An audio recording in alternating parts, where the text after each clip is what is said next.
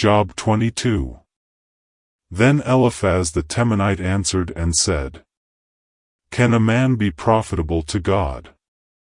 Though he who is wise may be profitable to himself. Is it any pleasure to the Almighty that you are righteous? Or is it gain to him that you make your ways blameless? Is it because of your fear of him that he corrects you, and enters into judgment with you? Is not your wickedness great, and your iniquity without end? For you have taken pledges from your brother for no reason, and stripped the naked of their clothing.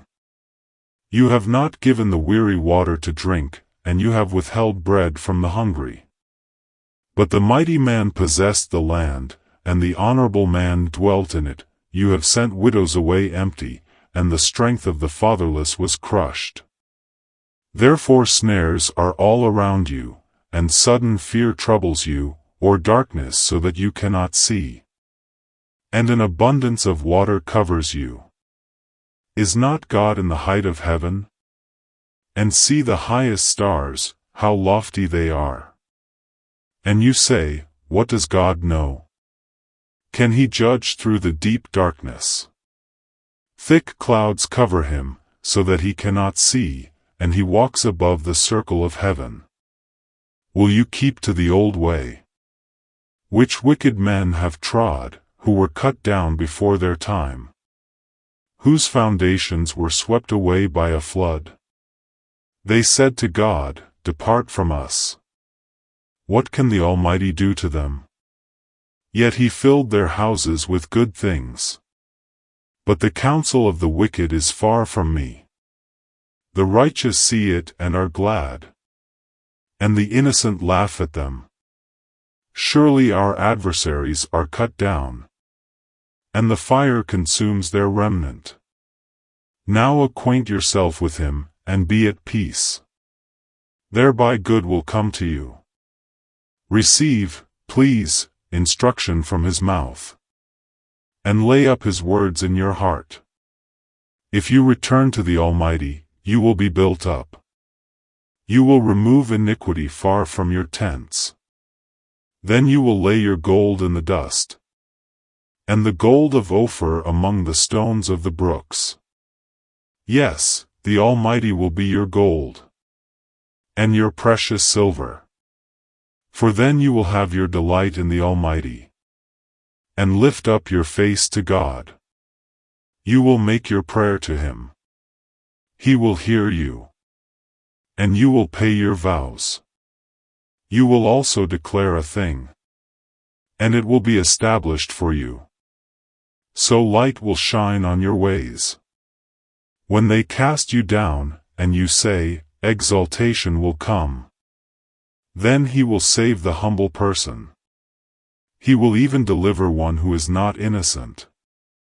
Yes, he will be delivered by the purity of your hands. Job 23. Then Job answered and said, Even today my complaint is bitter. My hand is listless because of my groaning. Oh, that I knew where I might find him, that I might come to his seat. I would present my case before him, and fill my mouth with arguments. I would know the words which he would answer me, and understand what he would say to me. Would he contend with me in his great power? No. But he would take note of me. There the upright could reason with him, and I would be delivered forever from my judge. Look, I go forward, but he is not there, and backward, but I cannot perceive him. When he works on the left hand, I cannot behold him. When he turns to the right hand, I cannot see him. But he knows the way that I take. When he has tested me, I shall come forth as gold. My foot has held fast to his steps. I have kept his way and not turned aside. I have not departed from the commandment of his lips. I have treasured the words of his mouth, more than my necessary food. But he is unique, and who can make him change? And whatever his soul desires, that he does. For he performs what is appointed for me. And many such things are with him. Therefore I am terrified at his presence. When I consider this, I am afraid of him. For God made my heart weak. And the Almighty terrifies me. Because I was not cut off from the presence of darkness. And he did not hide deep darkness from my face. Job 24. Since times are not hidden from the Almighty, why do those who know him see not his days? Some remove landmarks. They seize flocks violently and feed on them. They drive away the donkey of the fatherless. They take the widow's ox as a pledge. They push the needy off the road. All the poor of the land are forced to hide. Indeed, like wild donkeys in the desert. They go out to their work, searching for food. The wilderness yields food for them and for their children. They gather their fodder in the field, and glean in the vineyard of the wicked. They spend the night naked, without clothing, and have no covering in the cold. They are wet with the showers of the mountains, and huddle around the rock for want of shelter. Some snatch the fatherless from the breast, and take a pledge from the poor. They cause the poor to go naked, without clothing, and they take away the sheaves from the hungry. They press out oil within their walls, and tread winepresses, yet suffer thirst. The dying groan in the city, and the souls of the wounded cry out. Yet God does not charge them with wrong. There are those who rebel against the light, they do not know its ways, nor abide in its paths. The murderer rises with the light. He kills the poor and needy. And in the night he is like a thief. The eye of the adulterer waits for the twilight, saying, No eye will see me. And he disguises his face. In the dark they break into houses, which they marked for themselves in the daytime. They do not know the light. For the morning is the same to them as the shadow of death, if someone recognizes them. They are in the terrors of the shadow of death. They should be swift on the face of the waters, their portion should be cursed in the earth, so that no one would turn into the way of their vineyards. As drought and heat consume the snow waters, so the grave consumes those who have sinned. The womb should forget him. The worm should feed sweetly on him. He should be remembered no more. And wickedness should be broken like a tree. For he preys on the barren who do not bear, and does no good for the widow. But God draws the mighty away with his power. He rises up, but no man is sure of life. He gives them security, and they rely on it. Yet his eyes are on their ways. They are exalted for a little while. Then they are gone. They are brought low. They are taken out of the way like all others. They dry out like the heads of grain. Now if it is not so, who will prove me a liar, and make my speech worth nothing? Matthew 21 verses 18 to 32. Now in the morning, as he returned to the city, he was hungry. And seeing a fig tree by the road, he came to it and found nothing on it but leaves, and said to it, Let no fruit grow on you ever again. Immediately the fig tree withered away. And when the disciples saw it, they marveled, saying, How did the fig tree wither away so soon? So Jesus answered and said to them, Assuredly, I say to you, if you have faith and do not doubt, you will not only do what was done to the fig tree, but also if you say to this mountain, Be removed and be cast into the sea, it will be done. And whatever things you ask in prayer, believing, you will receive."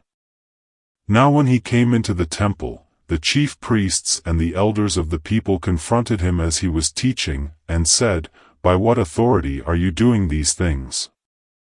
And who gave you this authority?" But Jesus answered and said to them, "I also will ask you one thing, which if you tell me, I likewise will tell you by what authority I do these things. The baptism of John, where was it from? From heaven or from men?" And they reasoned among themselves, saying, "If we say, From heaven, he will say to us, Why then did you not believe him? But if we say, From men, we fear the multitude, for all count John as a prophet." So they answered Jesus and said, "We do not know." And he said to them, "Neither will I tell you by what authority I do these things. But what do you think? A man had 2 sons, and he came to the first and said, 'Son, go, work today in my vineyard.' He answered and said, 'I will not,' but afterward he regretted it and went. Then he came to the second and said likewise. And he answered and said, 'I go, sir,' but he did not go. Which of the 2 did the will of his father?" They said to him, "The first." Jesus said to them, "Assuredly, I say to you that tax collectors and harlots enter the kingdom of God before you. For John came to you in the way of righteousness, and you did not believe him, but tax collectors and harlots believed him, and when you saw it, you did not afterward relent and believe him." Proverbs 3 verses 21 to 35.